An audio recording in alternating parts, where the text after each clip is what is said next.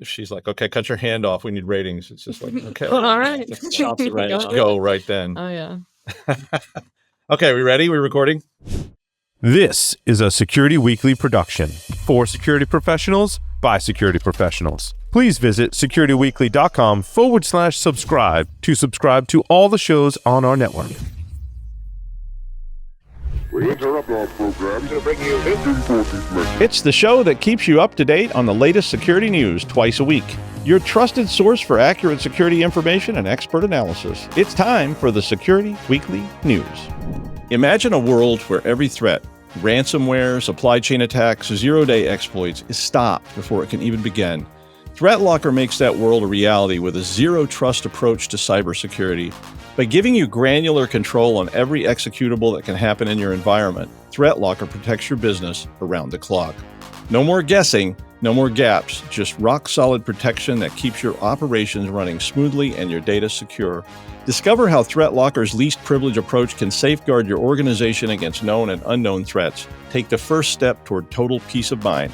Visit securityweekly.com/ThreatLocker today. It's me. It's the Security Weekly News, sort of. This is a special episode of the Security Weekly News. This week, I'm Schrodinger's host, and I may or may not be at RSA in San Francisco. And I mean, if you see me there, well, then you've collapsed the wave and I'm there. But if you don't see me there, then I'm still elsewhere. And right now, at this very moment, I'm on a totally different timeline. So this is like completely divergent from everything. I'm at Roger Williams University for the NECCDC competition. And I was going to talk to some of the people that were in the NECCDC competition, because some of you may or may not know what that actually means.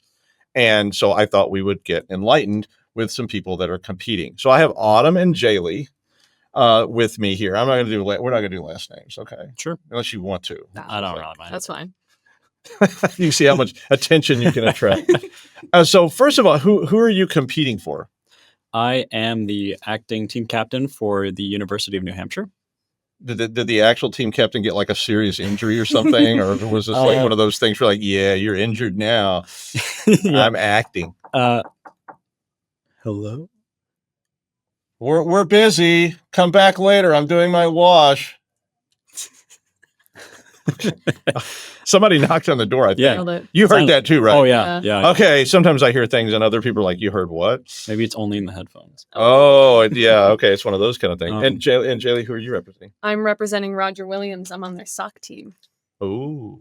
Mm-hmm. So why don't one or both of you tell everybody what is NECCDC anyway?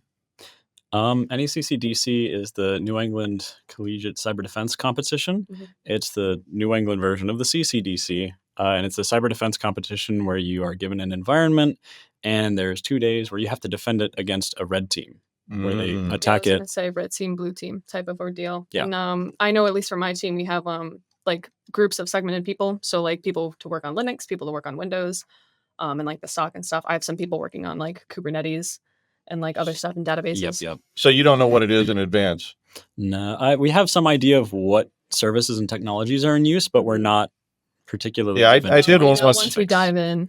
I did one once along. Well, yeah, but I mean, when you get here, you don't actually know what you're going to be up against. No, they kind of prep you. Like I worked on with Waza for the SIEM, and I found out last minute that we're not using Waza. No. So for the competition, we're using Graylog. And so I spent months using Waza. Well, I went to one once, and they said it was like a commercial, like capture the flag thing, and it was being run by some federal level agency, and I went with the Rhode Island State Police, and they were like, "So what can you do for us?" And I was like, "Linux and Cisco," and I was like, "How about that?" And they were like, "Great." And I was thinking, yeah, we're gonna get there. It's gonna be something else. So I don't have to do anything. I just get to hang out at the hotel, and then I got there, and they were like, "It was all Linux and Cisco."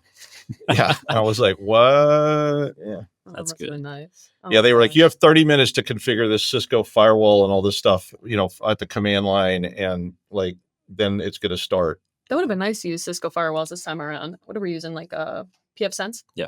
Oh, okay. Used to be Palo Alto. They changed that too. No, it's called PFSense. Yeah. Yeah. Love PFSense.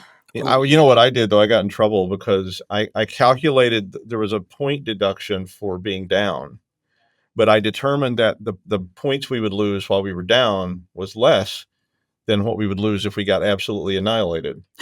So restarting the services like brings it down for a little bit. I air gapped it. I just Yeah. went over and unplugged the cable, and they were like, "Why is your cable unplugged?" I'm like, "We're air gapped. We're not getting a text," because they were running all these scripts when the red team went live. I saw the guy go F1, F2, F3, F4, F5, F6. And I was like, well, "See, we missed all that." Nice. Yeah, when he finished his scripts, I brought it back up, and they were Yeah. like, "Oh, you get deductions for that by the minute." I'm like, "Yeah, I know. I'm Yeah, well aware." I guess, yeah, in theory, if you brought your service down when they were attacking, it wouldn't get attacked. Mhm. I was thinking about that because I think one of my services went down like right at the beginning, and I was like, "What if I just stop all of it? Yeah. and then, like, just bring it back up." It's a thought. I mean, they usually do have a point deduction in those kind of competitions for them. Sometimes they just say you can't do that, Yeah. but they did not say you couldn't do that. if I just- unplug anything, they had a figure out. strobe sweep, and every minute it strobed, and if you were not available, you lost like 10 points. And I'm like, yeah, but we're gonna get killed here.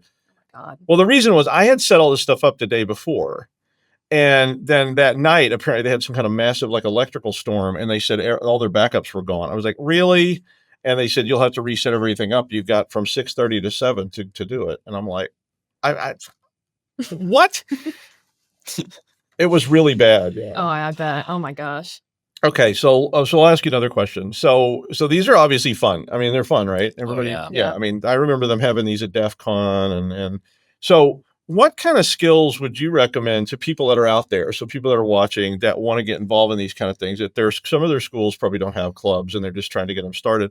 What kind of skills would you recommend that people have coming in? Obviously, some you said already, but I mean, when I joined, I didn't have any background knowledge. I just had like some of the classes that I took. Like I took your Linux class, so that's very helpful since what we're working with is Linux. So shameless plug. Yeah, so I'm kind of like a pro, I guess. But I don't think you need like a ton of background because at least for here at Roger, they do give you a lot of background and they do teach you pretty well. So you can just come in if you think it's interesting. What about you? A lot of my cybersecurity experience comes from the club. We have a cybersecurity club at UNH. Me personally, being a computer science major, I haven't touched too much in cybersecurity class-wise, but I have done a lot of stuff regarding the club. A lot of Linux. A lot of is Linux. pretty important. Windows as well, Active Directory. Yeah, I was going to say, I mean, I was always Linux person, mainframe person, mini computer person, and Jaylee knows that. And I was never like the Windows, click the clown's mouth side. But I mean, I've supported Windows Server before in Active Directory. And I think today you're going to see a lot more of that stuff. And used to, I think, in a lot of the capture the flags, they didn't have Windows because it was commercial. And so when you want to build a capture the flag game and you're trying to call Microsoft and go, I got 600 people going to play this game. They're like, yes, that'll be 600 licenses, please. Or you can't do it at all. Right. And so people tended to use Linux and things like that were available. But now you can do this stuff. Microsoft wants you learning their stuff, and Active Directory is so prevalent. I think you need to know that. I mean, I would be a big advocate. Definitely, if you want to get into like how infrastructure is set up, I guess in like the real world. Active Directory is used all over the place by like the largest. Everybody companies. uses it. Even I used it. I mean, I was like, here I'm like Mr. Linux, and what am I managing my network with? Radius? No, I'm using Active Directory because it was easy. It worked better. It was more secure. So yeah, I mean, I can see that. I mean, for real world for sure. But I think in the capture the flag type stuff, you're going to see a lot more of that kind of thing in the future. And I mean, it's good to know, right? The more things you know like that, even if you want to say something like Windows Defender. Because to me, and you guys can clarify, knowing things that are available by default. So this is like pen testing 101. When I used to teach pen testing, it was the first thing I told people was like, always be sure you have access to tools that are always there. That's the first tools you always want to know about, right? Mm-hmm. Because they're there and the scope can't limit them. Right. I mean, it can't. I mean, if you're doing a pen test and you come in and they say you can't install anything on the system, I'm like, oh. Well, gee, the only thing I know is like, C++ and it's not on the system, I'm screwed. But if and I was always like, learn awk, learn sed, learn these these awful old languages you may not want to learn. But awk was always on every Linux system on the earth. So the scope couldn't keep you from doing it unless they just said you can't use awk. Sorry, but they never said that because they didn't half the time didn't know what it was. So it's a useful tool. Learning Windows Defender is useful because it's probably there if they ask you to do endpoint stuff. I don't know. What do you guys think? I personally use Linux a lot, so I'm much more familiar with like the Linux stuff. Yeah. Definitely learning what's there already is probably pretty useful if you're given a system that you can't install anything on. I completely agree. Yeah, watching the Windows guys, I know like one of the first things they do is they go to Windows Defender and they're like, "Is this on? Is my antivirus on? Is my firewall on?" And all of that was like off, like just by default. Well, It was of already off. course, and turn it on, right? I mean, Well, yeah, I know. It's Yeah. like, couldn't wait. oh my gosh, there's so much that goes into the competition that I just would have never thought of, like if I had never like done it before. Like even just like the little like stupid stuff. Yeah. Things I guess you like take for granted. Yeah, you take for granted like because on my computer it's on. Like I don't have Yeah, to it's go like- double check that someone just shut it off. I never turn my antivirus off if Yeah, I like, have it's Windows. just- Like, It's just on. Yeah, why would you do that? Yeah. No, to be fair, I have done it because I've had stuff that wouldn't work. yeah. And I fall into the trap I talk about commercially all the time, which is like, we need this working. Mhm. And you turn it off and you forget to turn it back on. You're like, I'm going to turn the firewall off. I'm going to turn the antivirus. And you see this in the real world all the time. I've seen number of times I've seen firewalls where they had a allow IP any rule at the very top of the firewall list. And you're like, why do you have this? Are you insane? And they're like, well, we put a bunch of rules in and nothing worked. So some guy told us if you put that at the top, it works. And I'm like, ChatGPT told me if you do this, it'll work. yeah. Open all your ports. You'll be fine. Open them So up. do you guys practice like for this? Is it like a team where there's like some coach up there going, "You maggot, get over"? Oh yeah, oh yeah. Oh my gosh, yeah. Here at Roger there is, but the coach is very very nice. Unfortunately, I would love maybe like a little. Oh, you and somebody. now. You suck. You're a maggot. You're losers. Oh my God, you're gonna cry. You're gonna cry. Yeah, we had practice like I think like once a week depending on Wow. everyone's schedule. So Mhm. we do it for months. Yeah. We also have a coach that guides us, definitely teaches us a lot. We meet weekly as well. Okay. Mhm. Well, I mean, I think that at least that, right? You should probably at least have that going. But We- yeah, I mean, that's great. tough with That's great to everyone's hear. schedule. Yeah. That's a problem. Well, yeah, you have other stuff to do, and it's Yeah. just like, I mean, it's just like student athletes always have faced, this kind of horrible problems, because I've had student athletes that were taking my class come in and say, I got X practice Mhm. 4 nights a week from 3 to 9, and I also have swim in the morning from 5 to 9, and I'm like, Yeah. oh my God, like, yeah, I don't know how you do that, and you got my admiration, but I would never be able to do that. But yeah, I mean, yeah, you do need to practice. I mean, I will tell you, so if you're looking for advice on that kind of stuff, that you definitely need to practice anything, right? You have Oh, to yeah. practice, Definitely. and it makes you faster. Mhm. You have to have a plan, right, for dealing with this. Because I mean, do you have like a plan, like a tick plan, where we're just going like, okay, we're going to do this. Yeah. It's just like it's like playing a video game, Right. with a team, and you have to go in and go, okay, Leroy. You go. You go here, you do that. You're good at that. So, Yeah, we you have step that. in. You go there. But you do kind of need to know what order to do stuff in too, because you don't want to cause problems. And if some of that you have to, that's just practice. Yeah. Because you wanna put don't the cart know. before the horse with certain But you don't things. know until you get there too. You don't know. It's like, oh wow, it's not Windows. It's all a bunch of Linux desktops or something wacky or Yeah. cloud-based desktop. I don't even know. I mean, I haven't done one in a while. So Right. how are you guys doing in the competition? Are you winning? Don't So want they to say. say. So they So say. my coaches say. Yeah. Crushing the opposition. Oh yeah. Oh, 100%. Number one. Oh, same. You gotta get We're sharing it. I It's have so the fun. tag. You need a montage of training, like it's like Yeah. It's just like the progress bar, hacking complete. Oh, and you gotta let them beat on We you have for the a hoods while. on. We're just. Oh, yeah. You can use the Rocky mod. You gotta let them beat on you for a while until you're like, you're like coding Yeah. and going like, cut me, Mick, cut me. Everything's red, and then all of a sudden it's all green. Oh, It's like, There you go. oh. Dun, dun, dun, Yeah. dun. That kind of thing. Oh, yeah. Okay. Well, Jaylee and Autumn, thank you so much for talking to me on Security Weekly News. Thank It was you. great. You guys were really good at this. You should, I could have you on all the time. You could replace me. I could like put out the pasture. Oh my gosh. Like I'm gonna get like euthanized by my production staff. Like, I have to watch out now when I go home tonight because there'd be Oh like my a guy standing there with a pillow going, "Hello, They're sending you to the glue I'm factory. from Security Weekly." Yeah, exactly. Oh my god. All right. Well, thank you for being on, and Thank you. Yeah, thank you so much. I wish you all the best in the competition. Crush, kill, destroy kind of thing, and it'll be fun. Yeah. We'll tie. First Yeah. place. Oh yeah, they're up I don't know against about each other. that. So Oh, they told me not to put them in the Yeah, no. same room together, but I thought if I said between them, maybe. And I've got my pepper spray right here, ready to go. So all right. Thanks everyone. Thank you. All right. you.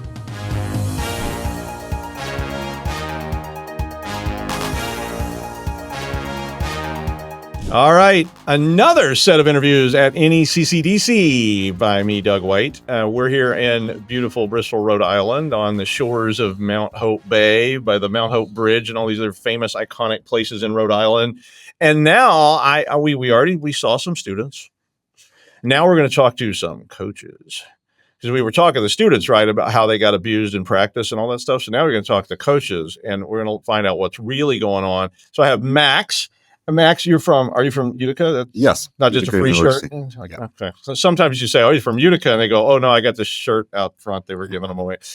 And Piro, you're from New Hampshire, right? Yes, the University of New Hampshire. Okay, so we got two other big schools here that are far bigger than Roger Williams University, which is like this. We're probably like the size of the department you're in. Roger Williams is a really small school. I used to work at Western Michigan University, and I was always telling people that like the business school at Western Michigan was a lot bigger than Roger Williams University, like the whole place, because I think they have like 5,000 students here.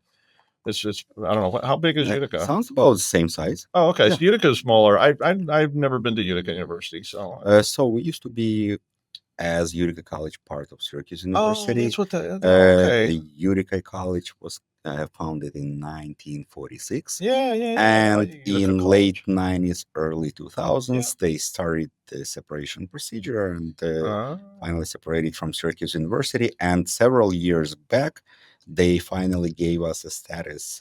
I'm not sure whether it's Department of Education or State Ed or something. They finally approved the status of Utica University. And of course, UNH is a giant state flagship institution. So Yes, absolutely. I think when I was in school, it was 4,000 students. It was no more than that. These days, I couldn't tell you what the numbers are, but we've been growing. Well, that's cool. Yeah, a lot of state schools grew a lot in the last, especially as the tuitions went up and things like that. Yeah. Because sometimes the state schools had better deals. Okay, so are you both the head coach of your teams, or are you like so you're Yes. both the primary? So we got the big shots who make all the real money, right? This is like Yes, college the millions sports. that we make. Yeah. So wow, that's so cool. You guys can donate to me. I've met those like sports coaches before, and you're like, when I was a faculty member, like a sports coach, and they're driving like a Maserati, and you're like, I think you get paid more than we do. And they're like, I'm the head basketball coach at the University of something. Is it too late for us to learn football or It's something? way too late. It was too late all along. Okay. I know. I learned that really quick. My dad signed me up for like Little League Baseball. I was like, and he was like, I think you need to do something else. So programming, I was a lot better. If you mean to program baseball, I can program it, but throwing a baseball probably not going to work too well for me, but who knows? Okay. So when you want to start a team, I mean, obviously, were you the founders of your teams, or did you take them over from somebody else? Go ahead. So I took my team over. Okay. Well, that's fine. I competed 10 some years ago, and eventually I had the chair of the computer science department at the University of New Hampshire reach out to me and go, hey, we need a coach. Do you have any bandwidth? Do you have availability? And I went, I love this team. Absolutely. I'll do it. Whatever it takes. Were you founding? And in our case, so I'm trying to remember exactly how it happened. One of faculties on another side of school decided to step away from coaching CCDC. So they contacted me, and the team kind of existed before, but we had to refill it, test all the students, reestablish communications with NECCDC. But I would say, it's not a hard process. So how old are the teams? I mean, like, do you know? Yeah, UNH is something like 15 years old now. 14 or 15. That's pretty old, I think. Yeah, for a competitive security team, absolutely. I mean, because that would put you what, like 2008? Mm-hmm. So wow, because I started the cyber program here in 2007. Not the team, but like an actual course of study, and it was just a track. And I got one on you though. I started a program that was called Hacking in Colorado in 1999. May have been the first ever attempt to do it was privately funded, and we had like a lab and all this stuff. And we did our own little competitions because it was based off of DEF CON. Oh yeah? Yeah, it was like, I'd been to DEF CON since back when DEF CON was in New York. And like, they always had like all kinds of capture the flags, and that didn't necessarily compete in those, but I went and watched them, and they were pretty interesting to watch. And, you had everybody from like college professors going up against some 13-year-old kid that's just like, I know a lot, that kind of thing. So, and what about you guys? Do you know how old the team is?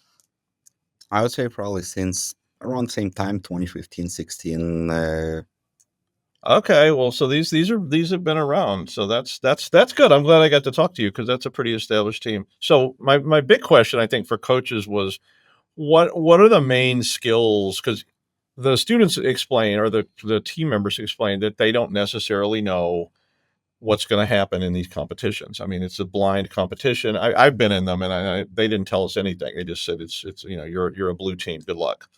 And we were trying to sort out. This is all professional people. We were trying to sort out what our skills were. Like going in, like we were sitting in a hotel at like 9 at night, going, okay, what do we know? So what do you look for? I mean, what kind of things are if students are wanting to get on these teams? What kind of things should they be studying and prepping for? We tried different approaches. So a few years we had situations when we would run a Google form and they would have to fill it out and fill out the questionnaire, and then we'll pick how many of them can still make it to the team. And some years we didn't have enough interested students, and we didn't even have enough to fill Oh, the okay. full team roster. So it's all different. But what skills should they come? I look at it this way. I think, well, being in these competitions and even if not getting the first place, but still making it somewhere, shows that in classes we teach them the right thing. So, as I say, get the students who are paying attention in the classes and studying.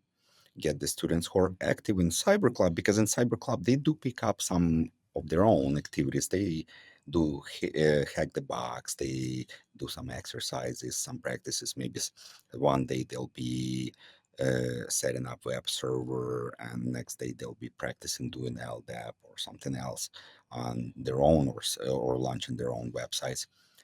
And probably the most important skill, no matter what anybody says, would be communication and report writing. Mm. I have not seen a single student that has graduated contact me and say, "Hey, professor, you know what? Remember you forced us to do those reports and to be so detailed and to include screenshots and also explain the work you've done. Guess what? That's irrelevant." It's a complete waste of our time. I've never heard that. Yeah. But I've heard many students approach me and say, "Remember how I complained about the reports? I'm sorry. I will only admit it once, but yes, you were right." Oh yeah, I used to be in like some programming contests and things, and I've won quite a few of them. And one of the ways that I won, even when I wasn't the best programmer, was because I had better documentation, and that was a point component of the contest. Was like, how well documented is your code? How well is your code readable, and so forth. And I beat a guy once who had much better code. I mean, I knew him, and I was like, I got you, Todd, because I had the better docs. And I couldn't remember one important thing because you weren't allowed to use books or anything. So I was trying to remember how to do this vector, and I had to do my problem with a different approach. But I got him because of the documentation. I heavily documented it. So what about you?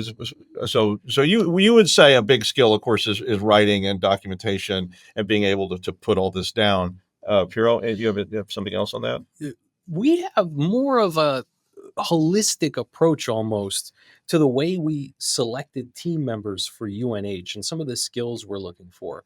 It sounds really novel, but we really do base it a lot on interest. So who's the most interested? So a lot like Max, we have two separate vectors for our cybersecurity presence at UNH. We have a cybersecurity club where anybody can walk in, anybody can sit down and really enjoy what we're working on that day. But then we have a team.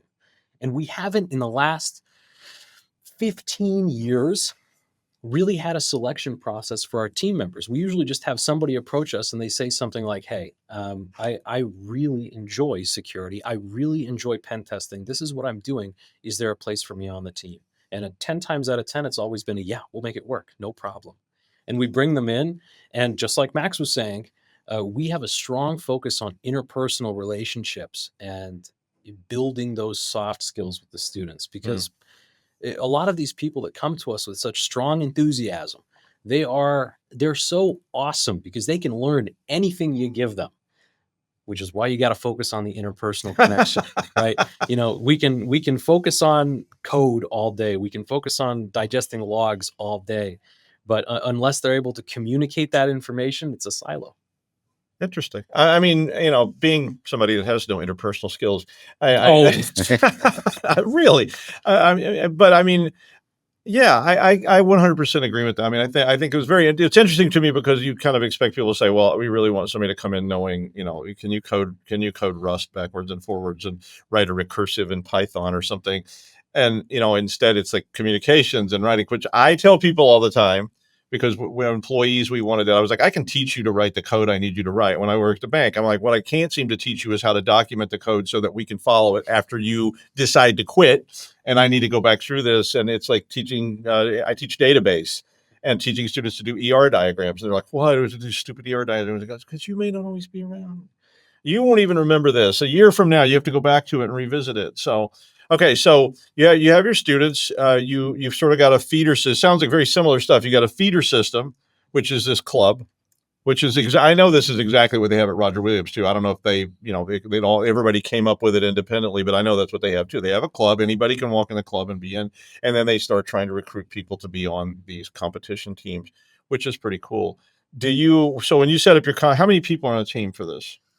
So we have 8 main members, and then you can have up to 4 alternates. Okay, and so is that the same? It's like that's for this competition. It's Yes. 8. So you always have 8. Yep. Do they have specific roles? I mean, I know I agree with you about the communication, but let's talk a little bit about the roles. So do you designate this, or you're the coach and you say you're my coder, you're my firewall person, or is it just like a freestyle kind of thing?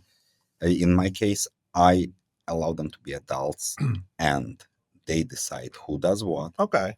However, they do discuss it with me. Yeah, well, I mean, I didn't ask really for mean my it was like opinion. it was But like, yeah, I would never tell them, oh, I want you to do I this. didn't really mean it like that. I just meant more like you have a process to figure out that there is a Yes. person who's designated. You're my Linux person. Yes. You're my Windows Server person. And so if you guys do the same thing. Yeah, we do something similar, kind of circling back to that almost holistic approach we take. We do this thing where we just train them how to be effective communicators. And we train the leader of the team, the captain, how do you designate your roles? First thing is you got to go around and acquire talent, who's good at what. And when that happens, they sort of naturally take on these conversations of, oh, well, are you the Windows guy? And they go, yeah, I guess I'm the Windows guy. And someone goes, you run Arch? Okay, you're Linux. And that's the infancy of these conversations. Yeah, that makes sense. I mean, I was telling the students, I was in one of these once a long time ago. It was a commercial thing that was being run by a federal agency, and it was like for police. And, I was the Cisco and Linux person because we were sort of, we didn't have a lot of practice time. It was just sort of like, okay, we got together in a hotel and said, okay, who's going to do what? And we had no idea what we were facing. And I was like, well, I know Cisco and Linux. And they were like, hey, you're Cisco and Linux. I was like, wait, now what else we got? And they're like, oh, but it was, so we had this, that was exactly how it kind of organically came about that I ended up taking on that role of doing that. Is there a single most important component of this? So, I mean, besides the communication, I mean, if somebody was going to start learning, what should they start learning? They want to be on your team, a star in 5 years. What should they do? Apply to Utica College, Utica University. Now listen, that's not true. We'll have a link on the show to Roger Williams.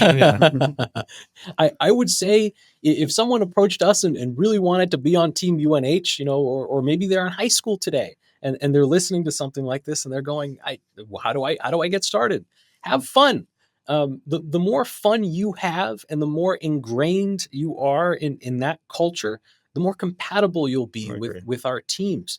And you'll gel so well. So just have fun. I think culture is a good word there because I at least me having been involved in this realm for a long time, I've seen that. I mean, there's definitely a culture of people that are in this niche, and there's some variation in it. I mean, because the law enforcement people were always a little bit different from the military people who are different from the hacker people. But at the end of the day, it was everybody going, "Oh, you like Linux?" Or, oh, you're the person that writes PowerShell scripts that I've heard about. And I mean, it was that true interest in the sort of niche minutia of this industry, which is pretty cool. I have one last question for you two. So there are lots of schools out there that don't have this. They don't have teams. They don't have coaches. If you're one of my listeners and you want to become a coach, how do you get something like this started? I mean, I know you didn't found the teams, but how should somebody that's living in just pick some random place in the world? How do they do that? I mean, do they go down to the university and say, hey, what's going on? Or Well, in my understanding, this is collegiate cyber defense competition. So the teams are members of some university, college. yeah, absolutely. So a professor at a college that does not have a team, I would recommend to check out the map of national CCDC and see which region they would belong to, right. and start by communicating that region, joining the league. You take any CCDC, the Northeast region with Joe Eastman and everybody else. They are amazing team. They're very helpful, very communicative. Communication through the roof. I'm talking about there will be tons of reminders about registration, reminders about Okay. paying your dues. And as a professor, I would probably, I know this is not the most important part, but it's also more important. Start thinking funding. It's not much, but to sign up for a league, you gotta pay your annual dues. Yes. Annual dues, the first year is only $150, and second year and But later you got travel too. is $250. You had to travel up here. And travel in here, that's Not that's a lot grossly more expensive, but Yes, it costs money. It's expensive. Got to find sponsors. Maybe student government associations have some funding that students can apply for. And this is great experience. This is an experience for students to apply for grants. Mhm. This is an experience for students how to run a team and communicate within a team. This is an experience in logistics. Let's say a professor is planning a trip for this team. So the professor is, of course, organizing transportation, hotels, transfers, everything else. So overall, this is all learning experience before entering industry. For students, Yes. one of the things I would tell you too is build a portfolio of the things you've done in these competitions and these participations, because that's things you can talk about at a job interview that sets you apart. Because when I interview people for jobs, my company sometimes interviews for companies that don't have people to interview. I ask questions like that, and I'm like, tell me something you did that was cool. And that's not always a question people expect in an interview. And I'm like, but the people that have that, and they go, oh, let me tell you about this. Last year at the NECCDC or whatever, I wrote the script. It was so cool. And even if they can't show it to me because it was something like this, I'm like, show me some other scripts you wrote. And those are the people I immediately latch onto, because I'm going, these are the people that will succeed in this industry, and they're going to do a good job for me because they want to do this. This is their amusement almost, which is a very different thing than somebody that's going, well, I don't really want to be here, but I got to pay the bills, kind of thing. All right, Piero and Max, thank you so much for coming on Security Weekly News. I hope your teams do well and you don't hurt each other too bad. Or, I don't know, we're waiting on the bloodbath of the finale or whatever. But thank you so much for coming on. It's been a pleasure, and always hope to see you around soon. All right? Thanks very much. All right, cool.